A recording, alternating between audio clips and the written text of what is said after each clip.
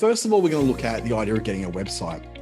Now, getting a website tends to be linked to, oh, that's $15,000 I've got to find, or I've got to learn how to use WordPress, and you get really stuck on all that. And it's always about a balance of going, well, how much time do I have to do this myself? Because if I'm not going to pay for it, I'm going to pay for it in time. I'm going to spend a whole lot of time learning how to do WordPress. I was on a call just before this, actually, with a client that I work with on the digital solutions program. And she came to me and said, basically, I've been spending 6 months trying to build a website. It's a hot mess. I don't know what I'm doing. I've watched so many hours of YouTube videos. I don't know what I'm doing. Please help. And so now, as part of this program, we're able to get her 3 hours of my time to help her unravel that. And at the end of the 3 hours, she'll have a working website, because she actually wasn't that far off. She just needed someone to help tidy it up for her in the end. But if it's not time you're going to spend, it's obviously going to be money. And so how much money have you got to up front to spend on a website? Now, if you're just, if not just a service business, but if you're a consultant, you just may need a few pages that explain what it is you do, who you are, a bit of a home on the internet, a place where you can embed a booking service like Calendly or something like that. And that's pretty much all you're going to need. You don't need to be forking out $5,000, but I can tell you, even in my town, there's probably about 20 providers who are more than happy to charge you $5,000 for the privilege of doing that. What we're going to look at is the way of making a website that looks attractive, works really well, is able to be managed by you, changed by you, updated by you, and is not going to cost you anything short of buying a domain name. For the uninitiated, a domain name is your web address. So your business.com.au, that thing, that's the only cost that's going to come in there. And I know that I buy those things in bulk for about $9 a year for a .com.au. So they're not an expensive thing to do. When you're then having to pay a web designer, and then they want, $75 to $150 a month for you just to do changes, that stuff adds up really, really quickly. And the other thing is too, that you need to be able to build a site which is going to grow with you. So if you get bigger, it gets bigger with you too. What I always do with people start small is go for the thing you can do for free. That's not going to cost you a lot of time and money. That then when you get big enough that you need something new, then you just go over to a big WordPress site or a big Joomla site, or to go really deep in Wix and Squarespace or something really quite impressive. But when you're first starting out, you don't need any of that. You don't need fancy. You need function. You need the ability for people to be able to find you, see your services, be able to judge whether they really want to work with you, contact you, book you, and that's pretty much about it. Now, the second website system we're going to look at is called Big Cartel, and that's all about e-commerce. And I'm going to show you how we can set up an e-commerce site in about 10 minutes. It sounds too good to be true. The other too good to be true on it is it's free. So I'm going to show you how to work with that as well. So as we move on, we look at the two website platforms we're looking at. Google Sites. It's a free platform. It's very limited, but it's super simple to set up, and it can add your domain onto it as well. So we're going to build a Google site from scratch, and they're free with a Google account. So you just need a Gmail address pretty much. You've got access to Google Sites. And then the second one is, Big Cartel, free to use for up to 5 items and allows you to have a custom domain. So first up, let's look at Google Sites. I'm going to have to go into my Google Sites. Hopefully you can see that. There we go.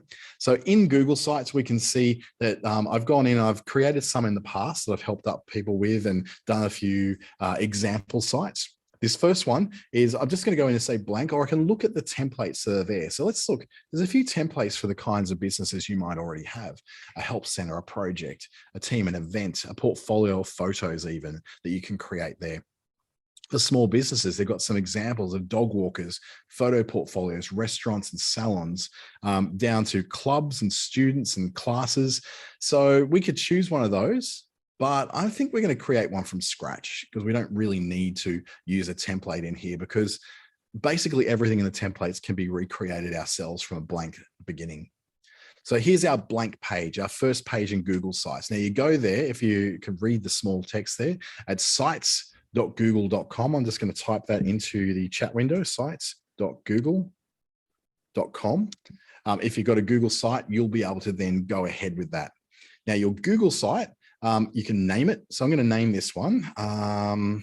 Let's make a site for, I'm going to make it for a coffee van. So I'm kind of at that time of the day where I probably could use a coffee, but I also know if I have one now, it's going to keep me awake. So we're going to call it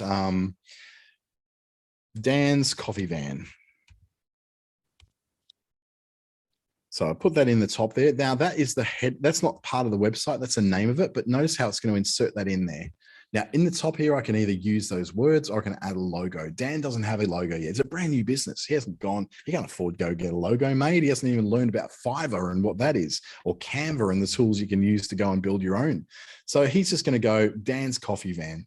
In here, we're going to put what the basic message about his service is. So it's a coffee van that turns up to events and sports events. So it says barista coffee at your event. That's the basic message about Dan's Coffee Van. Now, of course, this sort of blackish background there is a little bit boring. There's not really a lot going on there. We want to change. So as I hover that, notice I've got change image come up. I'm going to upload an image. I don't have an image of coffee. So is there stock images? Sure is. Select image. And you can search on Google. Like you can either go through the ones that are already included. I'm not seeing too much in the way in the coffee there. Or I can go by search and search for coffee. So there, we've got some coffee background, some coffee beans, some cups, all sorts of things. That's a really cool little, like a wallpaper of coffee there. So I'm going to pick out that one. Now, these are royalty-free images that you can search that Google's found. They've already been vetted by Google as royalty-free, and you can use them on your website without fear. So I'm going to insert that coffee wallpaper in there. And it's already adjusting for readability. That little magic thing in there was basically reducing the color depth of that background so you can still read what's going on here. Now, to me, that really, really thin writing is a bit annoying. I want to get it a bit thicker so it's a little bit more easy to read. That's a bit better. I can remove that readability. See how it's not really that clear to read. So I adjust for readability and then it immediately makes it a lot easier to read.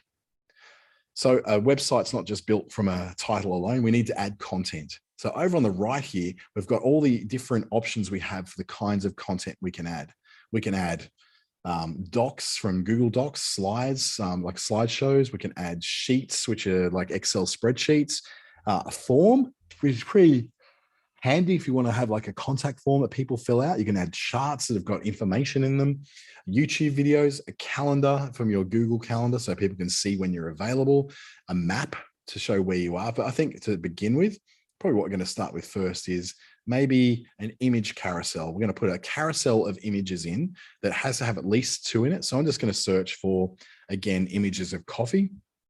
Now, I'm not going to go to my drive. I want to go to something that's like outside of where I'm doing. So I'm going to Google Images and I'm going to search for, nope, photos. No, not my photos, Google Images. That's not working at the moment. It usually does though. You can usually put your own in there. So I don't have any coffee photos handy, so I'm not going to put in a carousel, but what I will do is go, okay, let's put in a layout. So the content blocks over on the right, I've got shapes of combinations of images and text. So I might grab this one here. I drop it into place and then there it is. So I now fill in. So we can say coffee for school fates, coffee for festivals, and coffee for sports events. So we're giving an idea of the kind of coffee that Dan's Coffee Van can go to.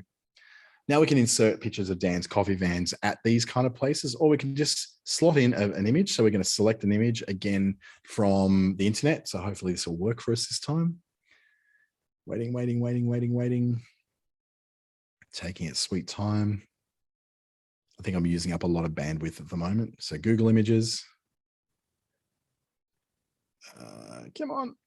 No, it's just not working for me there. So I can then go through some pictures of things I've already got. So for instance, let's pretend that this photo inside Big W is somehow relevant to the coffee for school fates. I'll add another one in. So upload, select an image. Again, from my drive. Isn't it amazing when you do a live demo? Things like this worked earlier today, don't work tonight.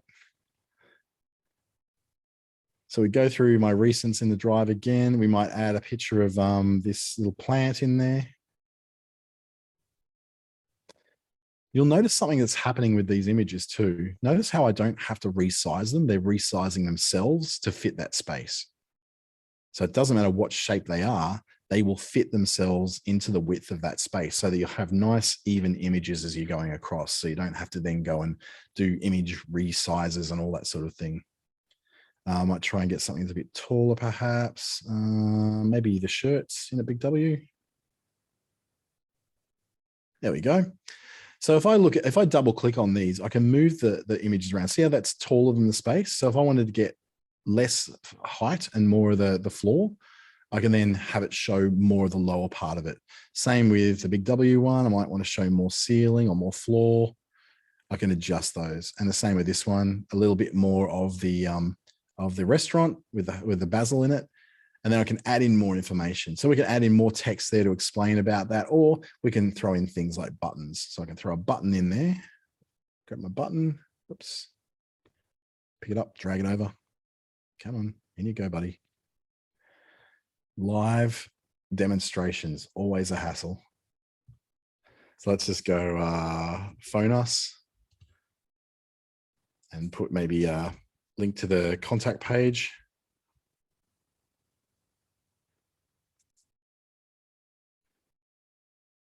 Just let me put in any sort of link there for the mail. So I can put that in, stretch it out so it fills the gap that I want it to. So I have nice even lines. And then I can just duplicate that one for another button, which I'm now going to drive up in here, put it up next to it. So I don't need it to be that wide. I definitely don't want it to be that wide. So I need to make this one a little thinner. So everything's going to muck up on me today and not work the way I want it to. So this usually works like flawlessly for me. So what it allows you to do basically is build that page. Now, let's just say I've finished that page. I want another page, hit pages, go number one and go contact. So I'm going to build a contact page now. Let's hope this works. I want to thicken up my contact there a bit. If I want to change that image, I can change it to be a smaller header. I just want maybe like just the title, or I just want a banner that size, or the large banner, or something that really covers the whole page. For me, just a banner's fine. And then I can then insert what I want in there. So the first thing I want to put in there is maybe an image and my details. Available by appointment. Put in the phone number. Put in random numbers, maybe email address. And then I can insert maybe a picture of Dan's van in there, although we're not having much luck with pictures today. So what I'll do instead, let's see if we can pick up one. So we'll look for selecting an image. Let's see if it works for me now. Moving. How about we just search for coffee? I think I'm using a lot of bandwidth on here today, just for transmitting photos and videos. So it's just take a little bit of it. So here we go, coffee club stuff. We've got taste the coffee. We've got pictures of coffee cups, coffee club logos. I don't think you'd really like that if he's but let's insert a voucher or something there. And then if we want to put maybe a map of where he's located to show the area that he serves, we can go down the right-hand side and throw in a map there as well. So we add in another row, maybe in doubling this, take out the image, take out this, so I can just keep the row. I just still want the content. I'd still want the space. I just don't want the content in there anymore. And get my map. And then where's the map location I want? Let's just make it Gold Coast, Queensland. So let's just say it's on the Gold Coast. We insert the map. There you go. So it's showing the area that he serves is the Gold Coast in Queensland. So immediately we've got a website, essentially, a homepage and a contact page. And once we go to publish that, what it will do is give you a Google Sites address. So if I go to publish this, it's immediately going to tell me that this is going to be the address. It's sites.google.com/view/Dan's-coffee-van. You want pretty much danscoffeevan.com.au. So you can actually insert a custom domain in there. So I go to these to the settings at the top, little gears, and it have custom domains, and I can go through the process of either purchasing a domain name or attaching one that I already own, and it gives you the step-by-step instructions of how to do that. You can throw in your Google Analytics if you want to follow what you're doing as well. We can do that. And we can even, change things about the navigation at the top. At the moment, it's transparent, but I want it to be black. See how it now has a black bar on the top, or it could be a white bar at the top, whatever you really want. So now we've shown you probably the easiest way to build a website. I'm now going to show you the easiest way to build an e-commerce website. So an e-commerce website selling physical products, or in this case, it might be even the services that you're selling. This product called Big Cartel was made for people who don't want to pay the big Etsy fees or Amazon fees. They may only have a small amount of things, maybe 5 different items that they sell online. And of those 5 different items they sell online, they may go, okay, well, I don't really want to be paying, $79 a month on Shopify just to be able to sell a few things that I'm going to sell. Like, I'm not going to sell much. I'm just going to sell a little bit. So Big Cartel gives you a free account that allows you up to 5 items to sell. You can connect it through to your existing PayPal or Stripe payment processor. So you can apply for those separately and turn maybe your PayPal address into a merchant account.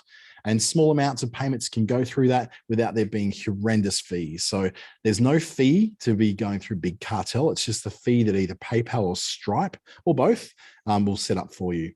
You can set up your shipping profiles if you want to get the person's information and add flat rates for shipping, or perhaps some estimate rates for shipping. You can launch all of that there. And there's a certain amount of design you can do in here as well.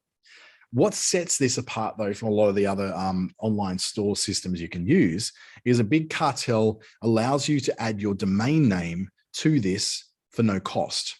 So you think, well, how in the heck do these people make money? They make money when you grow. So when you grow and you add, you go from 5 products to 50 products, that's when you start paying. And the payment, it starts at about $9 a month. So it's a really low cost alternative to the big Shopify, BigCommerce, WooCommerce, WordPress kind of setups, and way cheaper than things like Squarespace and Wix when it comes to online stores. They sort of go from that $39 upwards per month to set up an online store. So we would start by not so much designing the shop. We can start with this checklist and go, okay, my little shop I'm calling Dante's World, I'm going to add a product. So as I add a product, it goes, okay, what do you want to add? You can either import a list from a CSV, or what I might do is just add the product. So what is my product? It's going to be called tradie shirts, because I know I've got photos of those easily to be able to get. So the description, you can go yellow, orange, and all the bright high vis, excuse me, colors you need. I can create categories for that. So I haven't got any categories yet. So what I might put is a category of clothing. I've added that category. I can add another one, which is maybe accessories. Done. Save. Take out that one. I don't need that final one. Or maybe I'll do one more. I'll make homeware. So I'll save my 3 categories of the different things I'm going to sell. And it's going to ask me now to put a category against this one. So at the moment it's saying, okay, I'm putting into all those. I don't want all those. I just want it to be under clothing. There we go. It's already activated the product. Now I can put in a price. I'm going to put $23. But we have options. This is where you do your sizes. So someone can order a size. So you can go, okay, for $23 might be small, medium, large, maybe XL. But then when we start getting to the 2XL, we might want to go to $24. So we go out slightly more. So you can set all these different variables in there for this. So if you're thinking, oh, but I've got different sizes, I'm gonna outdo the 5 items. It's okay if it's one kind of thing. Even if it's got the sizes or colors, you can add those as these options. So you add in your options and you go, well, they're in sizes. Then you can do, well, small orange, small pink, small purple, whatever the colors are. So you can split them all up so people can then select what their option is. Shipping, then you can go, well, what I'm going to do is within Australia, I'm going to, on its own, it's going to cost me about $8 to send it on its own. But if you order more than one, then per shirt, it's only going to be an extra $2 because the weight isn't that great. Or you can set up, more complicated shipping. There's shipping inputs you can put in there from Australia Post and that, which help you to calculate that better. We don't have a US tax code, so we're going to go save. Now, what we can do is add photos. We haven't done that yet. So let's add some photos. I had that lovely photos of the Google Drive. So let's go to Drive. Or I'll just go and look for some photos. High vis. I'm just going to steal some photos from the internet.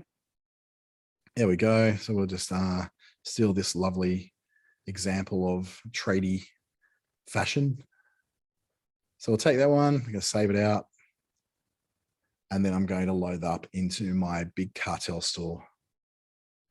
So we've got to add an image. Boom, in it goes. You can then add a second image. Only 2 images that you can add for the free service. So I could put a second one in there. I'm just going to go that one. So now I've got a product. My product was updated. I now have a product in my store. This may be the only product I want to sell right now. So for the saving time, what I'm going to do is now go back to my dashboard where it's going to give me my getting started checklist. I can create my shipping profiles, but I'm pretty happy with a flat rate at the moment. I can connect my payment processor. Can't really do that right now. Otherwise, I'll be setting up a new PayPal account for that. But I can design my shop. So in my shop, it's going, okay, that's the address I want, Dante's World at bigcartel.com. So you're getting something which is kind of like a bit of a domain. You can add a custom domain and it won't cost you. So I can either buy a domain or own a domain and connect it through. For now, I'm just happy with dantesworld.bigcartel.com. I don't really feel the need for it. I can choose a design. So I can go in and design a shop already. So what it's going to do is insert my first product in there on a page. Now that doesn't look particularly like, fun or amazing as a web page. So I can go into my themes and then look for a theme that sort of looks more like I want to do, like roadie. Let's see what roadie has. And I might create a different layout that looks a little bit, that looks a bit better. That's looking cooler. So imagine if I had more products along there, it would show those products. Or I might go for something even more like a really artsy kind of theme. Let's create an artsy theme. So there's a ton of themes in there that are included for free. You don't have to go to a lot of horrid depth to be able to understand how this works. So as you go through a theme that really works for you, I really kind of liked, this one's nice, a bit of a layout. This might be good for artists if you're selling art. Might be a layout that looks like it's a bit more casual, and you can add more color in there as you add more products. If I go in here now to the tradie shirt, it shows me now what we've created before, selecting those options, small, medium, large, through to 3XL.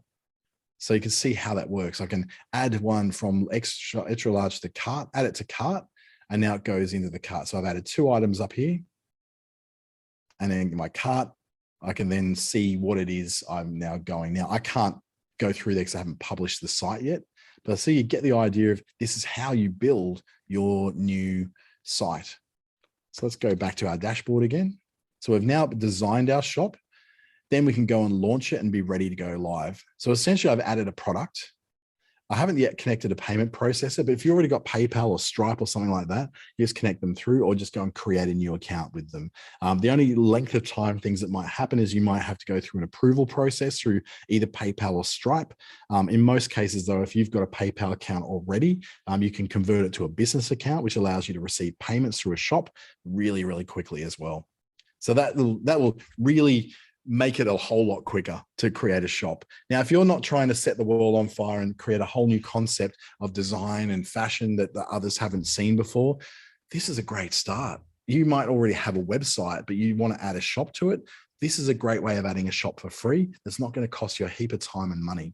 We essentially went through and created a design for a shop with a product in it, all within 10 minutes. So it's one of those things where you could spend a lifetime learning how Shopify works, a lifetime learning how WooCommerce works on a WordPress website, or how another shop works, say, on a Joomla website. Or you could just go and get this free guy.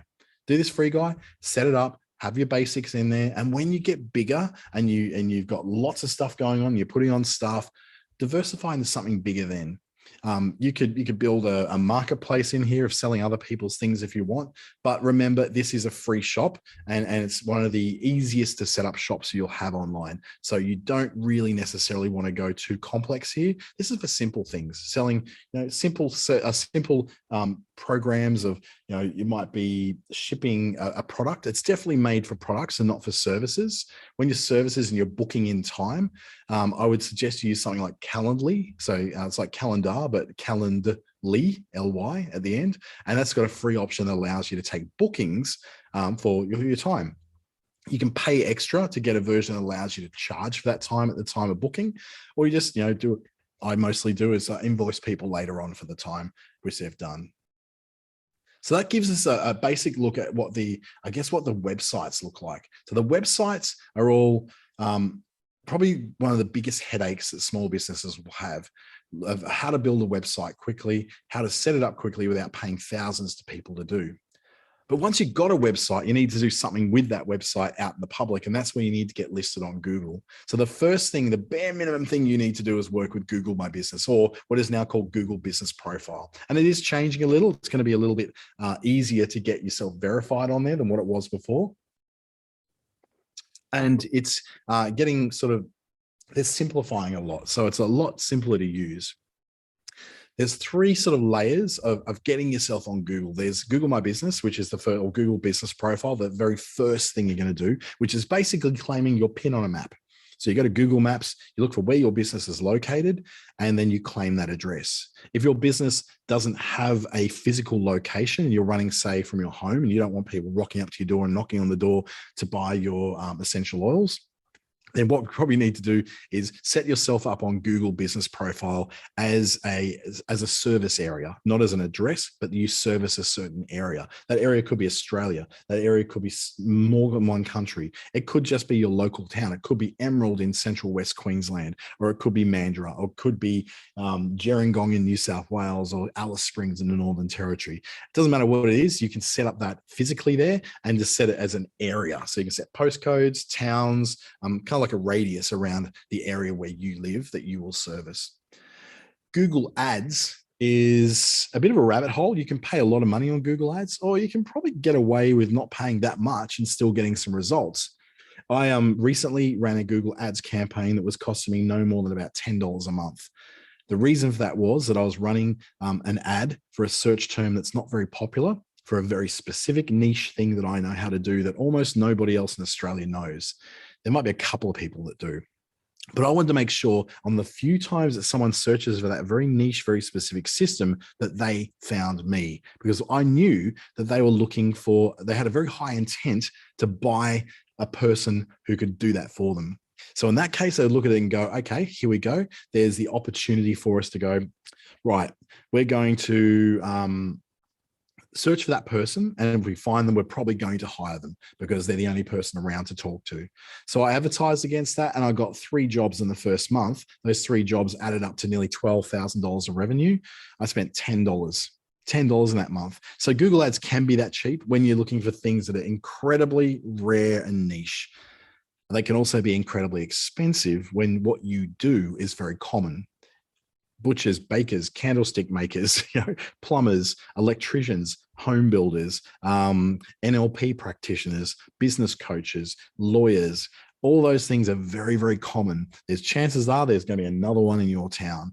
So in the case of whatever your particular modality of a healing discipline that you're a part of, you may be the only person in town. I've worked with a kinesiologist in Darwin, and she's the only kinesiologist in Darwin. She was paying about $300 a month for ads on Google. I was like, why would you bother? You're the only one in town. You're already on the top of the Google results. You don't need to pay for these ads. So we saved her $350 a month in ads because she didn't need them.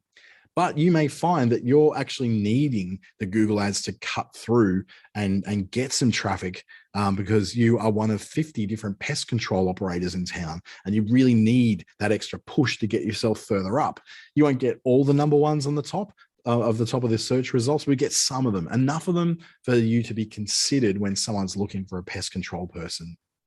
Now, the unpaid way of getting yourself on the Google is a process called SEO. All those emails you keep getting in spam about people trying to get you on the top of the page of Google. I'll get you on the first page of Google. Just a hint, there's no such thing as a first page of Google. It's just one great big long page these days. So to get yourself towards the top of those things, there's people who will sell services called SEO. About 80% of SEO services and excuse me, pitches are a scam. And then another 20% of them have varying levels of success. I've done a lot of SEO myself. I've been wildly successful with some and not so successful with others. Where there's, for instance, you're selling e-commerce like fashion online, where you're in very highly competitive spaces. SEO is just a waste of time because the big guys, the big box retailers have pretty much sucked all the air out of the room. They've already done all that work. They're spending thousands per month, if not tens of thousands per month on this SEO stuff to get there, and potentially tens of thousands of dollars on Google ads to make sure they stay on top. So them, it might be worth $1 million a month for them to spend, say, $20,000 on ensuring that they're at the top of Google search results and also have Google ads getting them there. You and I, we don't have that luxury. We don't have the tens of thousands of dollars. So SEO is kind of a waste of time for many small businesses. The best thing you can do with SEO is basically get your Google business profile at business.google.com. I'm just going to type that into the chat window. So if you need to do it, I've got to make sure I spell it right first. There we go. That's in the chat window now. And you can start the journey towards setting up your Google business profile. It is free. It also has this great little feature that I won't take you too much into. We will go into one. I'll show you how a Google business profile looks. Let's go in and actually have a look at that now. So I've already got set up to my list of businesses that I have. I've got many, many businesses listed all over the country that I help manage for other people. In this case, what I'm going to do, I'm going to set up a new business. Now, your interface will look different to this. But if I add this single business, this next page looks exactly like what it would look like normally. So I've set up a business yesterday called LinkedIn Local Darwin. So what I'm going to do is set up another one called LinkedIn Local Darwin. And it's going to say, okay, are you this other LinkedIn Local Darwin we already seen? So it's going to be like networking. So business networking company. That's right. Do I have a location that people can visit? Well, in my case, I do. So I've got a location at my office, which is 1/662 Stewart Highway, Berrima in New South Wales, in Northern Territory. So there it is, 1/662 Stewart Highway. It pre-fills that all out. 0870 is definitely not, that's definitely not the one I'm looking for. Let's go down. 0828 is the one I'm looking for. So now it's got that. It's going to look at it and go, let me have a look at this. Are you one of these companies? Well, yeah, I am actually that one. I am located there, but that's not the business I'm putting in there. I'm putting another one. So I'm going to go next because I'm none of those. And do I provide deliveries or home or office visits? No, I don't. I've got to add in my contact details. So I'm going to put in my 1-800 number. 575-005, my current website URL, which is going to be, it's not there yet. So it'll probably, as soon as I verify, it's going to say, you don't have that address yet. And now it's going to go through the process of going, okay, does this exist? Are you someone who's already got things through there? We're going to call you to verify this through a code. Now, this is great because what they used to do is send postcards. They've now seen that you can't do the postcards. So you're not able to then to do, so Andrew's saying you can't see the chats, but you just typed in the chat. So that might be that I am not typing it into everybody. That's what it is. Thanks, Andrew. I'm just going to recopy those chats in now so you can see those. Thank you for pointing that out. So there's sites.google.com, business.google.com. Thank you for pointing that out. So I'm not going to set this off now. I can actually send an email to an address that is at that domain name. So I'm not going to do that right now because I don't want to verify that yet. This is just an example. And once you get in there, let's just say that you've been verified, all that's gone ahead. They've given you your code to put in and verify, which is so much better than the stupid postcard thing they used to do, which I live in the Northern Territory. Everything goes by camelback to get here. So they say, oh, I should be there in 6 days, and 6 weeks later, I'm still waiting to get it. So it's definitely not a good thing.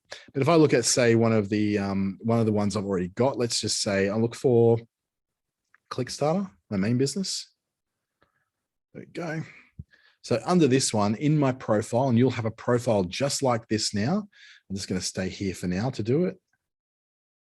I can then open up and manage the information on my profile. So over on the left, I have posts that I make, and I put a lot of posts out. So it's like putting, everything I put on LinkedIn or everything that I put on Facebook also goes to my Google profile. So this all shows up on the right-hand panel. Let's say I'm looking for my business on Google. And over in this panel that appears with the information about my business, you can see, when I open, when I close, what my phone number is, how to contact me, all the reviews I've had so far, a little bit of a blurb about what the business does, and then the posts that I've been putting on there. And these posts, even though they get seen by a hell of a lot of people, they do give you the chance to add more information about your business so that then they have more information about your business in there. So the more information that the big G, the big Google has about your business, the more they can easily rank you on Google for what you do. So the more they know, the better it is for you. So that's the result of having a Google business profile. So you look for yourself on Google and you get this panel here. This is where you're going to start to manage everything. You can edit your profile. You can put an ad in there. So start advertising a really basic ad. Look at the customers that have been communicating with you. Add photos, get more reviews by sharing a link through to your customers. You can do posts. Learn more about your profile by learning what things you can adjust in there, create offers that then are shared out, and even turn on chat so that people can contact you through this profile. So they can actually reach out to you. You get a message on a Google business app that then you can answer back on. That's all free stuff.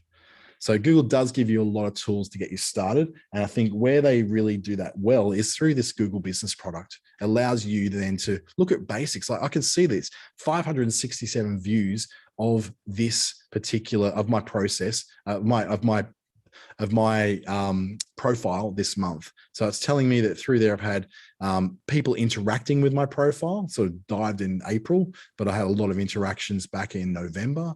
What the calls that have come from my business profile that have come through to my phone, how many times people have sent me messages, whether I've had bookings made through there, the directions that people have asked to go and find me. 198 direction requests were made for people to come to my office. That's pretty impressive over that period of time.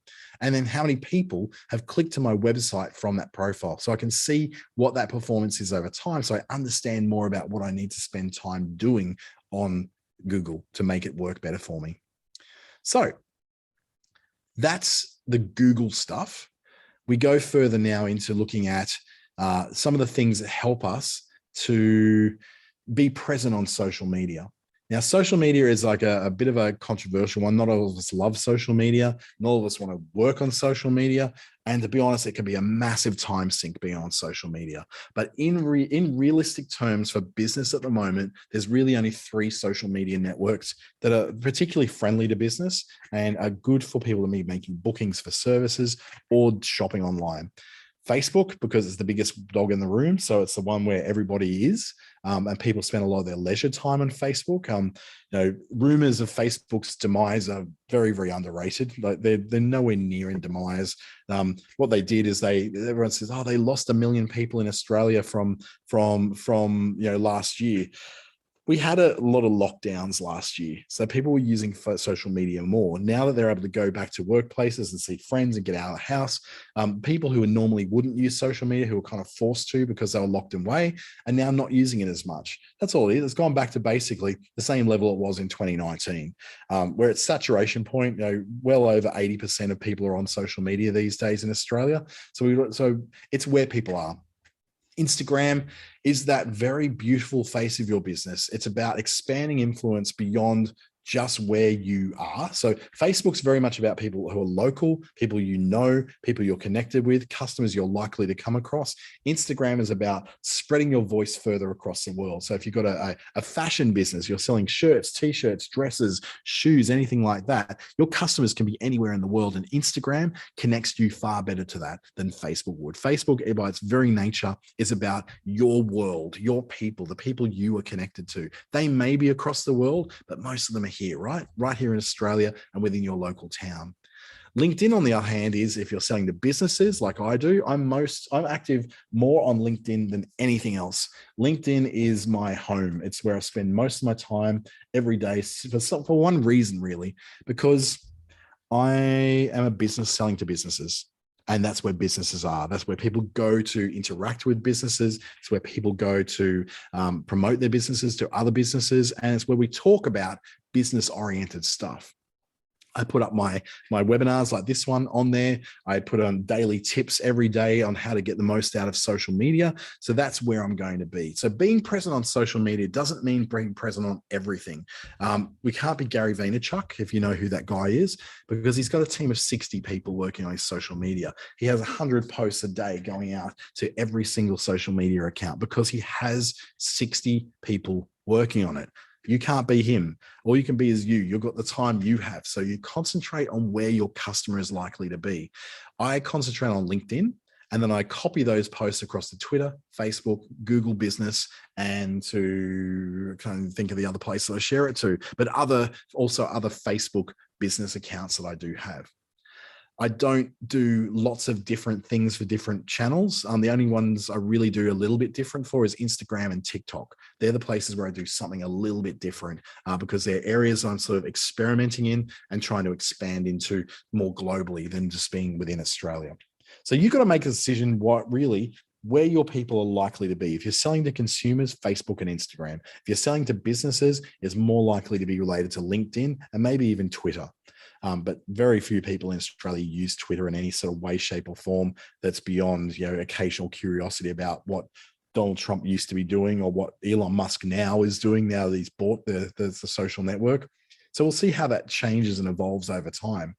You do need to be present on social media these days, unfortunately, even if it's just as social proof.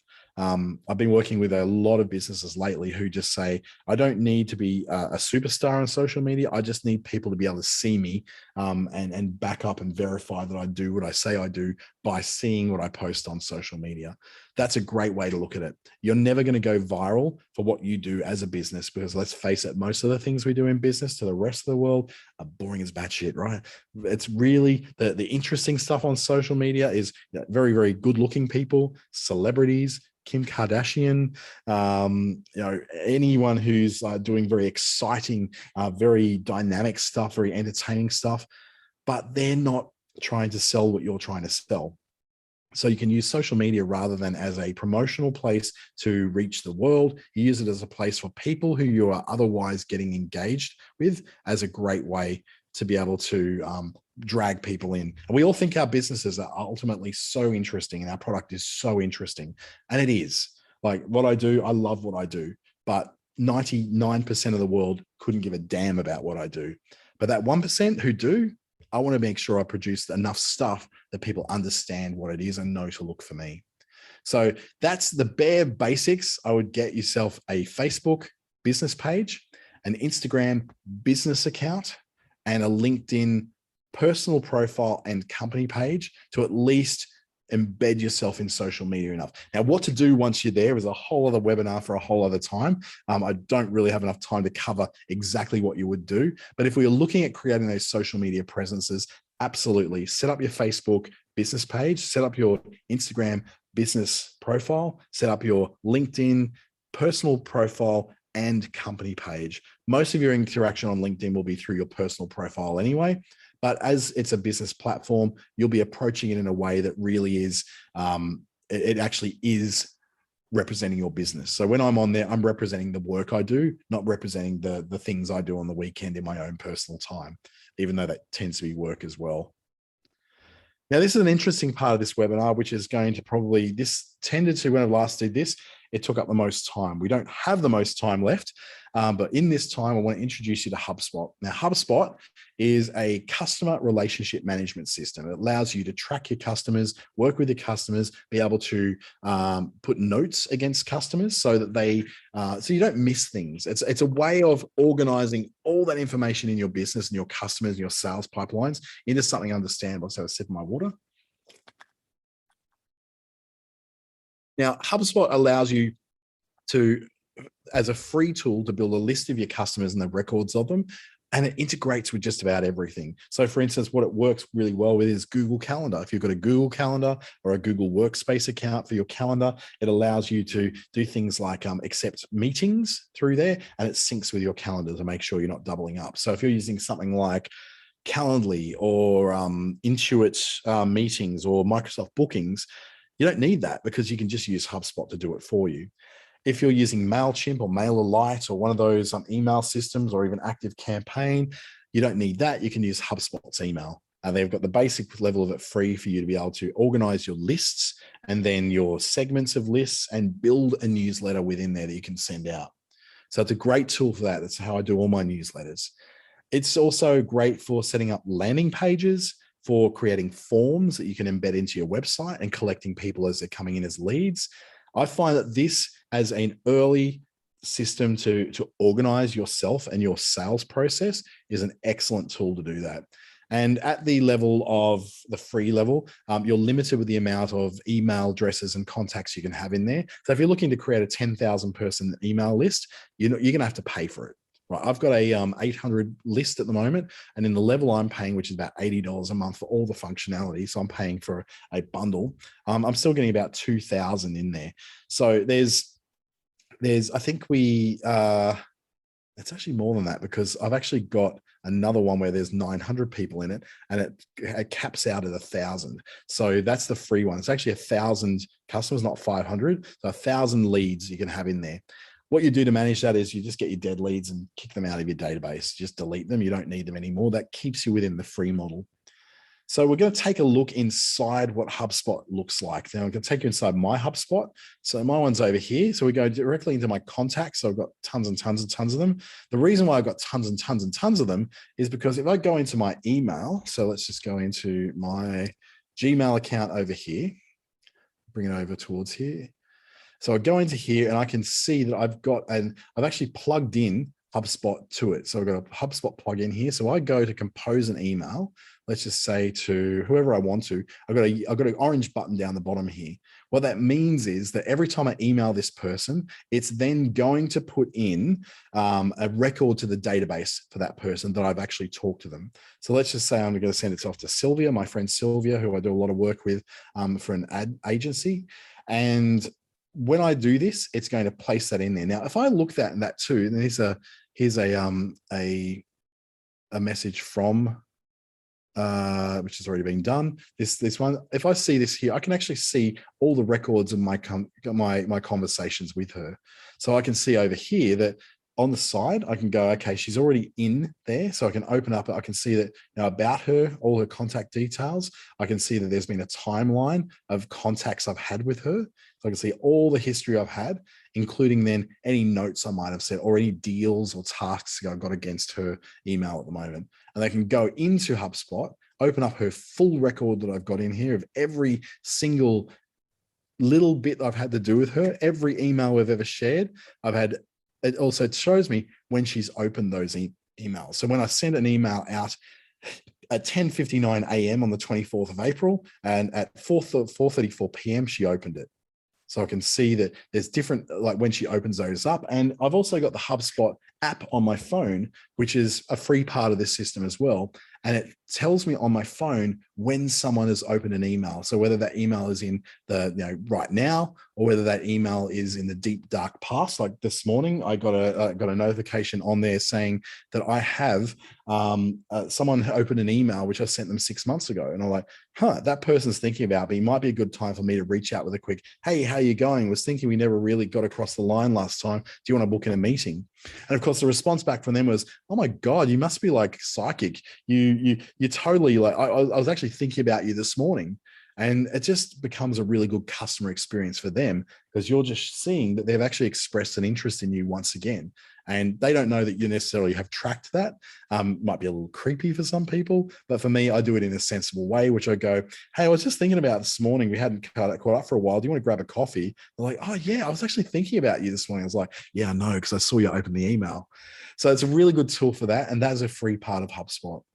You can join the conversations. So you can have conversations in here. So for instance, I've been talking with Deirdre, Kirsten, Matthew, Stewie. We've been having some conversations through Facebook Messenger. This is now a record of my Facebook Messenger conversations.